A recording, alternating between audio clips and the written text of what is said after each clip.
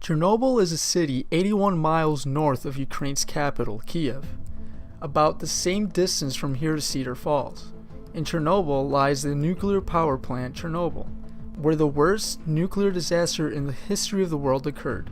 After 30 years, Chernobyl is finally growing back their trees. However, it is not suitable for humans to live there for another 20,000 years. But why is this? The Chernobyl nuclear power plant was designed with 4 nuclear reactors. The reactors used graphite to cool down the nuclear cores. The old method and more common method only used water. On April 25, 1986, the plant was testing to see how long the reactors could sustain itself if there was a power outage. This test had been attempted the previous year, but the power from the turbine ran down too rapidly. The plant operator shut off all automatic shutdown mechanisms and discarded all safety protocols. They then lowered the very hot nuclear cores into the graphite coolant. It created a large power surge. The power surge cut off coolant water and made the reactors unstable. The reactor then exploded, which caused the building to go up in flames and nuclear radiation to flow out of the reactors for several days. However, the radiation caused 28 deaths between the operators and the firemen by the end of July of that year, which is approximately 2 months. According to the World Health Organization, 4,000 people died from radiation exposure. Radiation dust spread all the way to Sweden, affecting thousands of people. The explosion itself caused 2 deaths.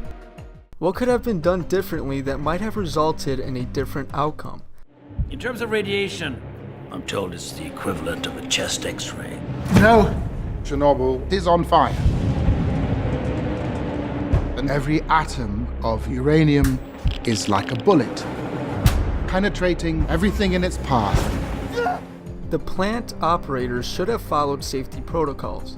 The automatic shutdown mechanism shouldn't have been shut off. The senior engineer should have taken the advice of his employee and shut it down when the reactor became unstable. The plant operators should have warned the public and citizens of the city to evacuate immediately. The public was left unaware and thousands of people were exposed to radiation for an extended period of time. The public would have been much less at risk for cancer in their future if the plant operators decided to warn them immediately. One of the violations the engineers made was to maintain and improve technical competence and to undertake technological tasks for others only if qualified by trained or experienced engineers. This connects to the service with competence. It was said that an engineer in the department wanted to abort the test but was told by the senior engineer to keep going. Another violation was that they failed to design a reactor with sufficient safety features in case of an emergency or that conducts sufficient tests to ensure the power plant was a safe working environment. This clearly violates the Hold Safety Paramount engineering code of ethics. If we were involved in the project, what might we have done differently? We would not have tested the reactors with the automatic shutdown system to be disabled. We would have made sure that we had engineers that knew what was going on and what was occurring. If there was an explosion and radiation leak, we would have immediately told the public to evacuate. By telling the public immediately, we could have saved thousands of lives. How has this incident harmed the reputation of the engineering community?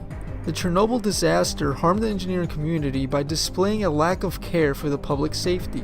The disaster caused radiation exposure to millions of people, not only in Chernobyl, but all over the world. Radiation that killed 4,000 people and infected even more with cancer. Now, there are tours that are given every single day. Approximately 690 people still live nearby, about 19 miles away. And once again, it leaves a mark as the worst nuclear disaster in the history of mankind.